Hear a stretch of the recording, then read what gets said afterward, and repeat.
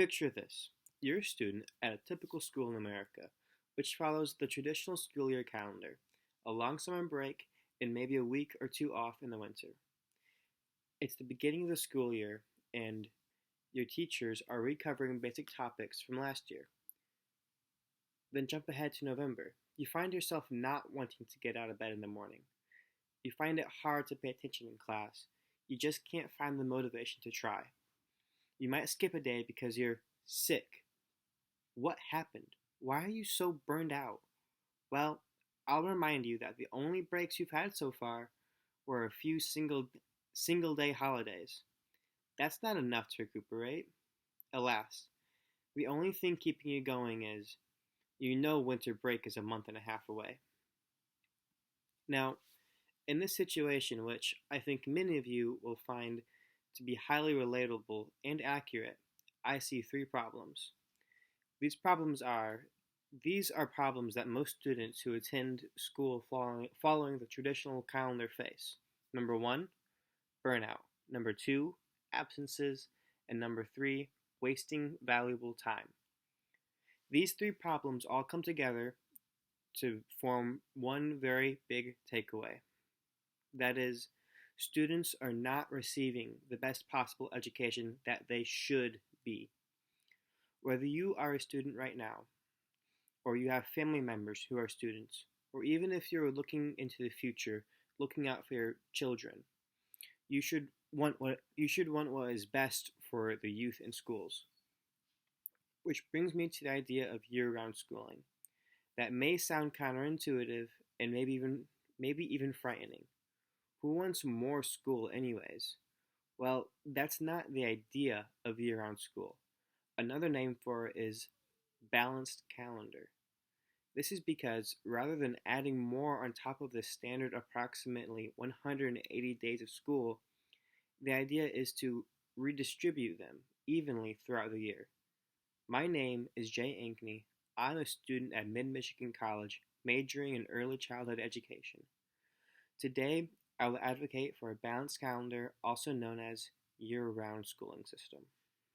To start off with, I've got a visual here. It is a pie chart showing an example of year-round schooling using the 45-15 plan that I will go over later. But you can see how it is more evenly distributed rather than having one long summer break and then rather than just having one long summer break. So, here are the facts. According to what Bridget Schultz shared with the Washington Post, it is common, even expected, for most elementary students to drop one or two reading levels during summer break. In addition to that, for students who come from non-English speaking homes, it is common to show a 40 to 50% drop in English proficiency after summer break. And the time spent by teachers catching students up on their reading skills or the time taken to relearn English, teachers and students could be exploring new topics and really holding on to what they learn. To fix this problem, we need school districts to adopt a calendar reform known as year-round schooling. Again, from Bridget Schultz, Fairfax County in Virginia conducted a 3-year study on Timberlane Elementary School, which follows a calendar similar to year-round schooling. The results showed that the shorter summer break prevented learning loss, with 98% of students maintaining their reading level, meaning teachers did not have to spend time catching them up, as well as students who come from non-English speaking homes maintaining 89% English proficiency.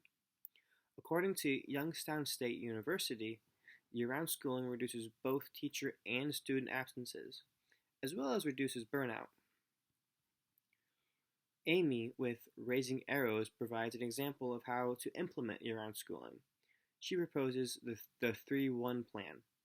With the 3-1 plan, students would attend school for 3 weeks, then have 1 week off.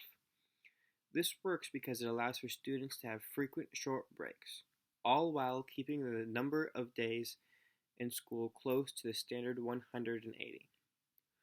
According to Andrew Warner with U.S. News, A common complaint against a balanced calendar is that families would no longer be able to enjoy long trips and vacations. While this may be true for the 3-1 plan I mentioned previously, there are many approaches to reaching a balanced calendar. As mentioned by Public School Reviews, Grace Chen, another method of reaching a balanced calendar is the 45-15 plan, where students would attend school for 9 weeks, then have 3 weeks off. This may not be the long traditional summer break, but it is more than enough time for most families to go on vacations. And here is that chart with the 45-15 plan again.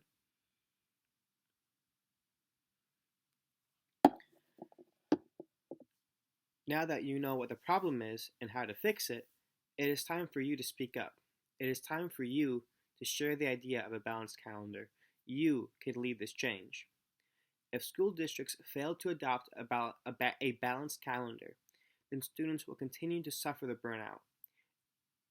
Valuable classroom instruction time will continue to be wasted on reteaching topics, and finally, students will continue to skip school.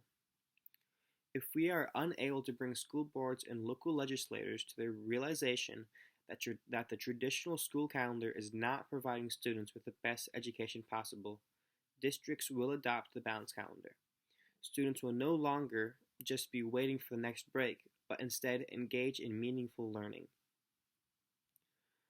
As you can see, the evidence shows that the education reform we need is to redistribute the approximately 180 days of schooling more evenly throughout the year. That is why I'm advocating for a more balanced calendar in the school system. So get in contact with local officials and attend the next school board meeting. Share with them the positive impacts that the year-round schooling has, and push for modifications to the traditional school year.